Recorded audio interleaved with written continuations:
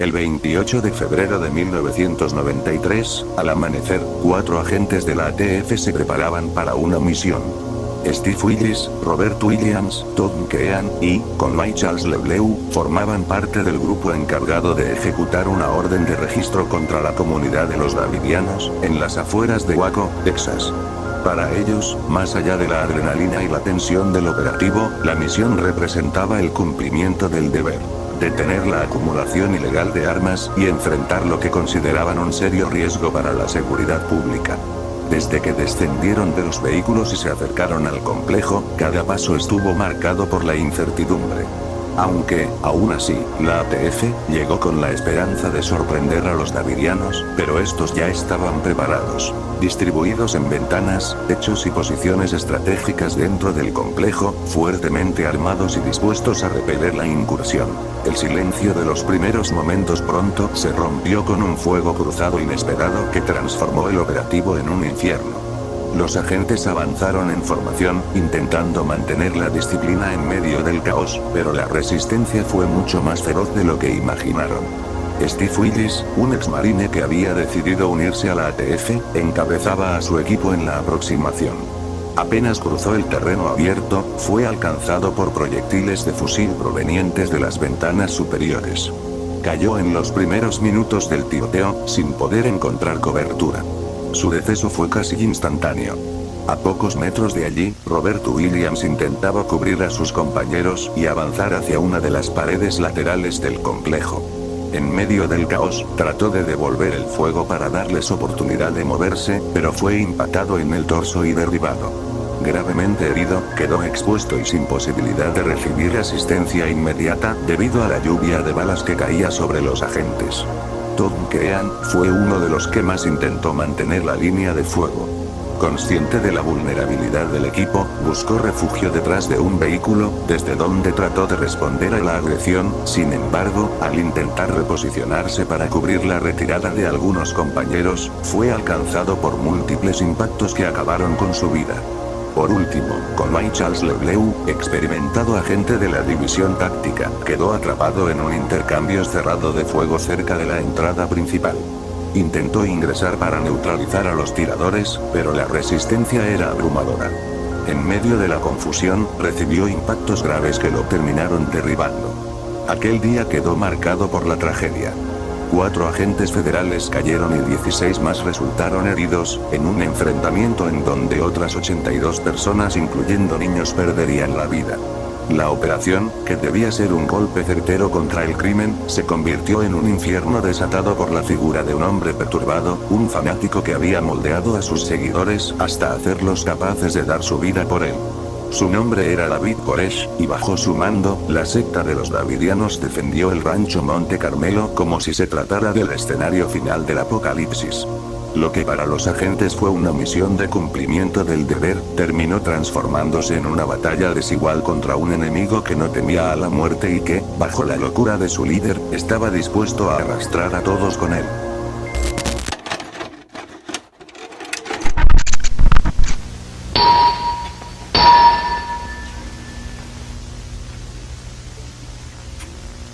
David Koresh nació en Houston, Texas, en 1959, bajo el nombre de Vernon Wayne Howell. Su llegada al mundo estuvo marcada por el abandono. Su madre, una adolescente de 15 años, fue dejada por el padre apenas 2 meses después de que naciera el niño. La joven pronto rehizo su vida y constantemente dejaría a Vernon al cuidado de su abuela. En su infancia convivió con el alcoholismo y la vida de la pareja de su madre, experiencias que lo hicieron crecer en un ambiente de inseguridad y falta de afecto. A pesar de su dislexia y las burlas constantes en la escuela, Vernon desarrolló una habilidad particular, una memoria prodigiosa para recitar pasajes completos de la Biblia.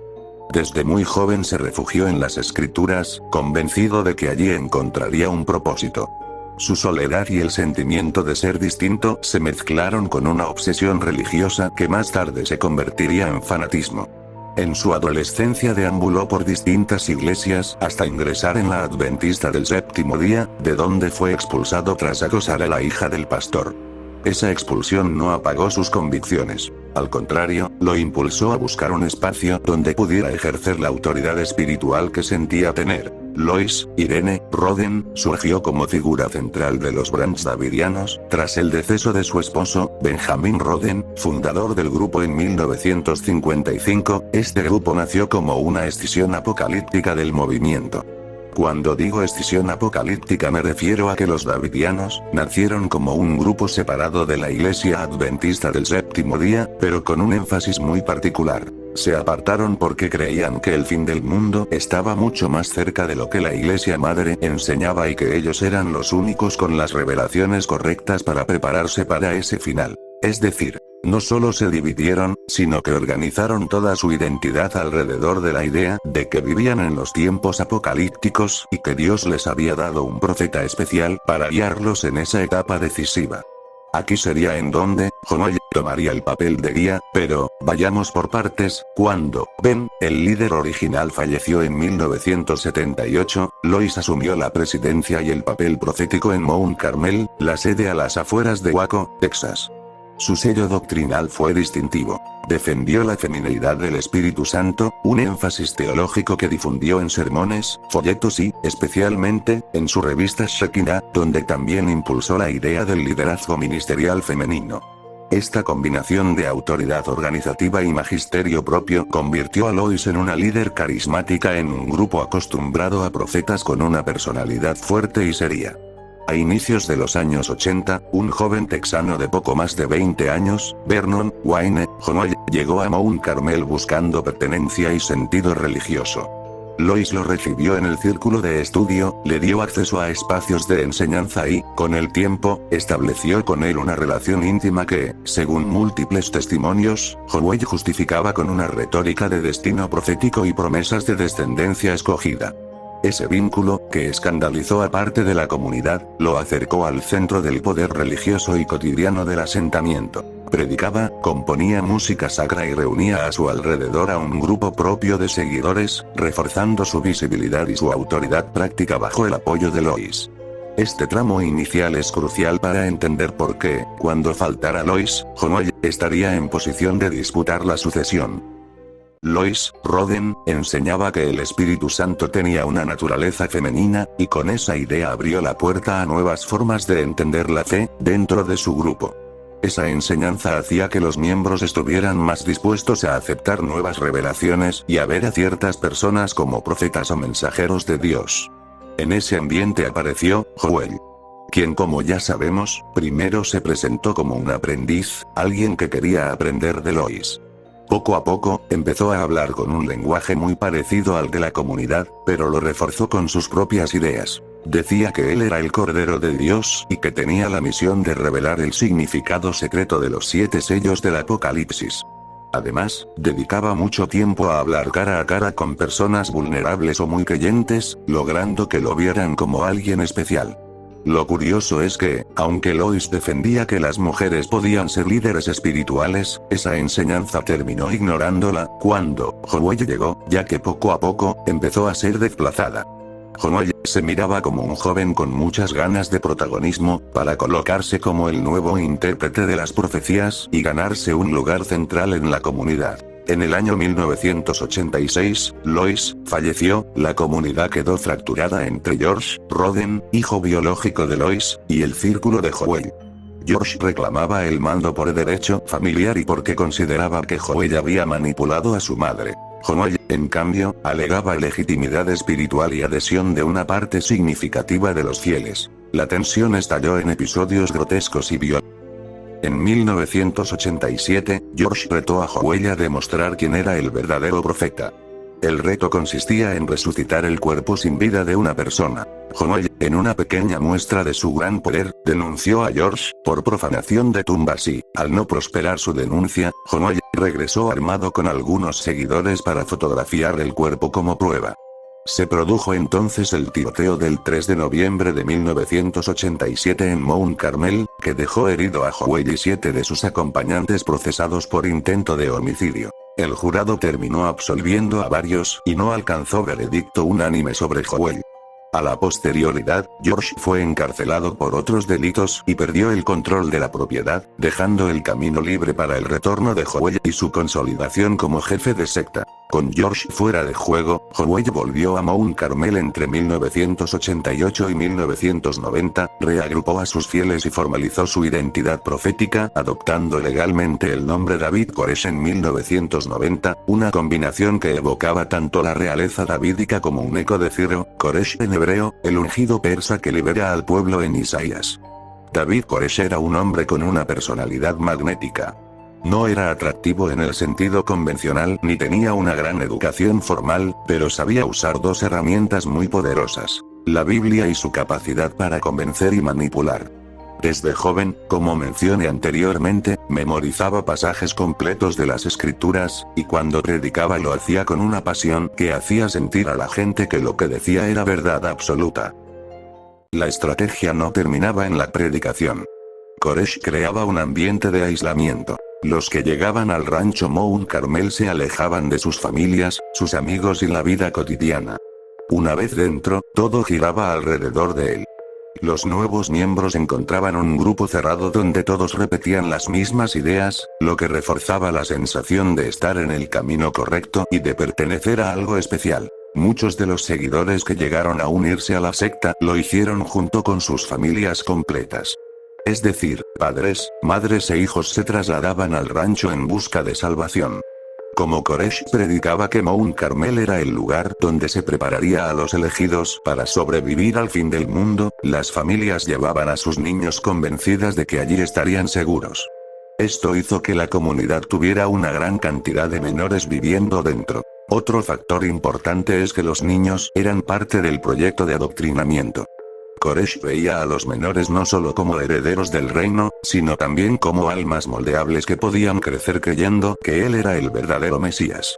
Dentro del rancho, los pequeños eran educados con la doctrina de Koresh, sin contacto con el mundo exterior, sin escuela convencional y sin posibilidad de cuestionar lo que se les enseñaba. Dentro de Mount Carmel, Koresh impuso una nueva forma de entender las relaciones familiares. Al principio hablaba de la necesidad de tener una compañera elegida por Dios. Así que, la elegida para esto, fue Rachel Jones. Ella llegó a Mount Carmel siendo adolescente, junto a su familia, que también se unió al grupo. En 1984, cuando Rachel tenía solo 14 años, se casó con David Koresh. El matrimonio fue autorizado por los padres de la joven y registrado de manera legal en Texas. Rachel se convirtió en su primera esposa reconocida oficialmente y, durante un tiempo, fue vista dentro de la comunidad como su compañera principal. Con ella tuvo al menos un hijo, llamado Cyrus, que nació en Mount Carmel. Pero con el tiempo cambió su discurso. Dijo que la misión que le había sido revelada, lo obligaba a formar una gran familia espiritual, directamente unida a él. Básicamente dio a entender que él debía ser esposo de todas las mujeres del rancho. Eso significó que el matrimonio con Rachel pasó a ser solo una parte más de su sistema de uniones espirituales. Aún así, Rachel permaneció junto a él, lo apoyó en su liderazgo y aceptó la estructura que él imponía. Con ese argumento de las uniones espirituales, se fue acercando a muchas de las mujeres de la comunidad, incluyendo a mujeres casadas y menores de edad, y así estableció las uniones que llamaba matrimonios espirituales. Lo particular de estas uniones es que no seguían las reglas habituales. Para Koresh, la autoridad divina lo colocaba en un lugar único y lo hacía el único autorizado a guiar la vida íntima y familiar del grupo. Eso significaba que los vínculos normales entre parejas quedaban subordinados a su voluntad. A través de sermones y largas charlas personales, convencía a sus seguidores de que este modelo era parte del plan de Dios para el fin de los tiempos. De esa manera, formó un harén de 15 mujeres. Con ellas consolidó su posición, no solo porque lo obedecían, sino porque de esas uniones nacieron varios niños, aunque no se sabe de manera oficial, el número de niños engendrados, se calcula que pudieron haber sido de 12 a 20 niños, que crecían dentro del rancho. Esa nueva generación era vista como la semilla del futuro, parte de un pueblo escogido para después del apocalipsis. Esto reordenó toda la vida de Mount Carmel. Los hombres quedaban desplazados, las mujeres ligadas directamente a Koresh y los hijos pasaban a ser también una extensión de su autoridad. Algunas familias no aceptaron la situación y abandonaron la comunidad, pero otras se quedaron y se adaptaron. El resultado fue un entorno donde Koresh no solo era el líder religioso, sino también el centro de la vida familiar y cotidiana. Al inicio, Koresh y sus seguidores no llamaban demasiado la atención fuera de Waco. Eran vistos como un grupo religioso más, aislado en su rancho. Sin embargo, poco a poco empezaron a llegar reportes inquietantes a las autoridades. Primero fue el tema de las armas. Ya que como sabemos para este punto, Koresh enseñaba a sus seguidores que el apocalipsis estaba cerca y que ellos serían los protagonistas de la última batalla contra las fuerzas del mal. En su discurso, esas fuerzas no eran abstractas. El propio gobierno de Estados Unidos representaba a los enemigos de Dios. Esa idea generaba miedo, pero al mismo tiempo un sentido de misión especial. Prepararse para resistir el ataque que tarde o temprano llegaría. Con esa justificación, Koresh organizó la compra de armas de todo tipo. Al principio eran rifles legales, pero con el tiempo empezaron a adquirir grandes cantidades de municiones y piezas para modificar las armas y hacerlas más potentes. El rancho Mount Carmel se convirtió en un lugar donde era normal ver a miembros practicando tiro y almacenando equipo como si estuvieran en un cuartel militar. Los vecinos notaron que había mucho movimiento de cargamentos y los disparos de entrenamiento. Esto llamó la atención de la ATF, Agencia de Alcohol, Tabaco y Armas de Fuego, encargada de controlar armas ilegales. Al mismo tiempo, comenzaron a surgir acusaciones sobre abusos dentro del grupo. Había rumores de poligamia, del harén de mujeres, y sobre todo de la presencia de menores de edad en esas relaciones. Exmiembros y familiares que habían salido del rancho informaron que Koresh estaba casándose espiritualmente con niñas muy jóvenes. Esto preocupó tanto a la policía local como al FBI y a la propia ATF, porque no se trataba solo de creencias religiosas, sino de posibles delitos graves. En paralelo, algunos medios de comunicación locales empezaron a investigar y a publicar sobre las prácticas del rancho. Las noticias hablaban de Koresh como un líder que controlaba todos los aspectos de la vida de sus seguidores y que se preparaba para una guerra contra el gobierno. Eso aumentó la presión pública sobre las agencias federales para intervenir. En un principio la ATF planeaba una redada rápida, algo así como un operativo sorpresa. Su idea era rodear el rancho Mount Carmel, sin que los davidianos se dieran cuenta, y así entrar rápido para confiscar las armas ilegales y arrestar a Koresh. Pero este último se enteró del operativo porque la información de la redada se filtró por accidente. Un camarógrafo de televisión comentó a un cartero que la ATF iba a hacer un allanamiento en el rancho. Lo que el periodista no sabía es que ese cartero era miembro de los davidianos. De inmediato, el cartero fue y le avisó a Koresh que la ATF estaba detrás de él, reunió rápidamente a sus seguidores dentro del rancho Mount Carmel. Les dijo que los federales querían detenerlos y que ese momento era la señal de que el fin de los tiempos estaba por cumplirse. Esa idea no solo le servía como explicación religiosa, también era un llamado a estar listos para resistir con todo. Koresh les ordenó a los hombres colocarse en posiciones estratégicas, principalmente en las ventanas y pasillos del edificio. Eran ellos los que debían responder con armas a cualquier intento de ingreso. Muchos estaban armados con rifles de asalto y se habían preparado para un enfrentamiento prolongado. Las mujeres también fueron parte de la preparación. Algunas se colocaron junto a los hombres para apoyar con las armas, mientras que otras se quedaron dentro, asistiendo con municiones, cuidando a los niños o atendiendo heridos cuando empezaron los tiroteos. Varias esposas de Koresh creían que debían mantenerse cerca de él, como si su presencia les asegurara salvación. Los niños no fueron preparados para pelear, pero sí fueron parte de la estrategia de resistencia. Koresh los mantuvo dentro, como una especie de escudo moral, o en otras palabras, utilizó a los niños como escudos humanos. Koresh sabía que los agentes federales tendrían más cuidado sabiendo que había decenas de menores en el complejo. Durante el asedio se vio que muchos de esos niños estaban completamente adoctrinados. Repetían las palabras de Koresh y asumían que todo formaba parte del destino que él había anunciado. Como conté al principio del vídeo, el 28 de febrero de 1993, muy temprano en la mañana, los agentes de la ATF se acercaron al rancho Mount Carmel convencidos de que lograrían sorprender a la comunidad de los davidianos. Su objetivo era entrar rápido, confiscar las armas ilegales y arrestar a Koresh.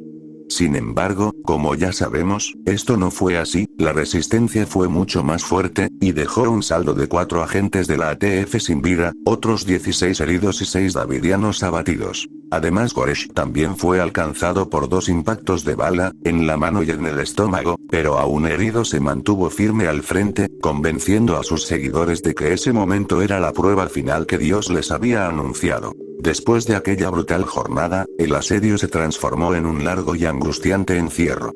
El FBI tomó el control y estableció un cerco total alrededor de la finca. Vehículos blindados, helicópteros, francotiradores y decenas de puestos policiales vigilaban el rancho día y noche. Desde ese momento la vida dentro de Mount Carmel cambió para siempre. La electricidad fue cortada, el agua también, y los agentes instalaron potentes reflectores que mantenían iluminado el complejo durante la noche entera para que nadie pudiera descansar. A través de altavoces se transmitía música a un volumen insoportable con la intención de desgastar psicológicamente a los ocupantes. Koresh, en vez de ceder, utilizaba cada acción del gobierno como prueba de que sus visiones eran reales. Aseguraba que todo formaba parte del apocalipsis y que ellos estaban destinados a resistir.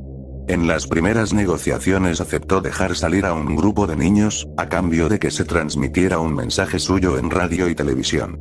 21 pequeños abandonaron el rancho, aunque la mayoría de los padres permaneció dentro junto a él. Koresh incumplió después varias de sus promesas y cada vez que los negociadores creían haber alcanzado un acuerdo, él respondía que Dios le había pedido esperar. El ambiente en Mount Carmel se volvió asfixiante. Los hombres pasaban horas vigilando las ventanas y los accesos, siempre armados, preparados para disparar si los federales intentaban acercarse. Muchas mujeres cumplían un doble papel. Algunas participaban también en la defensa con armas, mientras que otras cuidaban a los heridos, organizaban la comida y se hacían cargo de los últimos niños que quedaban dentro. Koresh los mantenía adentro porque sabía que su presencia era un freno para las autoridades, y al mismo tiempo les repetía que aquel encierro era parte de la profecía, que pronto vendría el fuego final que los llevaría a encontrarse con Dios. A medida que pasaban las semanas, el enfrentamiento se volvió un juego de resistencia. El FBI intentaba quebrar a la secta con presión psicológica, pero lo único que lograba era reafirmar las creencias del grupo. Hubo un momento en que Koresh prometió rendirse después de la Pascua, lo que dio un respiro de esperanza a las autoridades, pero pronto retrocedió y escribió cartas en las que hablaba de terremotos y desastres como señales divinas. El tiempo transcurría sin solución y el cerco parecía interminable. El 19 de abril de 1993, antes del amanecer, el FBI volvió a llamar al rancho para pedir la rendición. Como nadie salió, alrededor de las 5:30 am, iniciaron el asalto final. Un vehículo blindado M-728 avanzó hacia el edificio, abrió huecos en las paredes e inyectó gas lacrimógeno para forzar la evacuación. Adentro les respondieron a tiros. El intercambio se alargó durante horas. Hacia las 12:07 del mediodía comenzaron a verse focos de fuego dentro del complejo, al menos en 3 puntos. Las llamas crecieron muy rápido. Además, el agua estaba cortada y los bomberos tardaron unos 45 minutos en llegar, así que no pudieron controlar el incendio a tiempo. A día de hoy, no se tiene muy claro cómo es que empezó el fuego. El gobierno sostuvo que los davidianos fueron quienes incendiaron el rancho deliberadamente, como un acto final de resistencia y de cumplimiento de las profecías de Koresh. Sin embargo, sobrevivientes y críticos de la operación federal han defendido otra visión, que el uso de tanques, los disparos, bombonas de gas LP, y la presión extrema ejercida durante el asalto final, pudieron haber provocado accidentalmente el fuego. Lo cierto es que en cuestión de minutos las llamas se propagaron sin control, alimentadas por el viento y por la pólvora almacenada dentro del edificio, mientras los bomberos no podían intervenir porque el agua había sido cortada desde hacía semanas. Cuando el fuego cedió, los equipos de asalto y los peritos empezaron a entrar. Encontraron un búnker subterráneo que en realidad se trataba de un autobús enterrado, con los restos de 18 niños y 9 mujeres. La mayoría había perdido la vida por la inhalación del humo. En otras áreas hallaron también escenas terribles. Un niño de 3 años apuñalado y un bebé con una herida. En total perecieron más de 70 personas ese día y solo 9 lograron sobrevivir. A día de hoy no se tiene muy en claro cuántas víctimas fueron, pero hay fuentes que hablan de 76 decesos, con entre 20 y 23 niños y otros que elevan el balance a 82, con 23 o hasta 28 niños. David Koresh estaba entre los que perdieron la vida aquel día. Su cuerpo fue hallado en la sala de comunicaciones del primer piso con un disparo en la cabeza, y se confirmó su identidad con registros dentales. Tenía 33 años. El asedio duró 51 días, desde el 28 de febrero de 1993, cuando se produjo la primera redada fallida de la ATF, hasta el 19 de abril de 1993, que como ya sabemos, fue el día en que el complejo Mount Carmel terminó envuelto en llamas y terminó con la vida de más de 70 davidianos, incluido David. Este desenlace tan caótico marcó de manera profunda a la comunidad de Waco y a todo Estados Unidos. La tragedia fue vista en directo por televisión y dejó la imagen de un gobierno incapaz de manejar la situación sin provocar un baño de sangre. Para muchos, se convirtió en un símbolo de desconfianza hacia las autoridades federales y de la tensión entre el Estado y los grupos religiosos o armados. De hecho, el recuerdo de Waco inspiró a movimientos radicales y hasta al atentado de Oklahoma en 1995, como una venganza por lo ocurrido en Waco, Texas.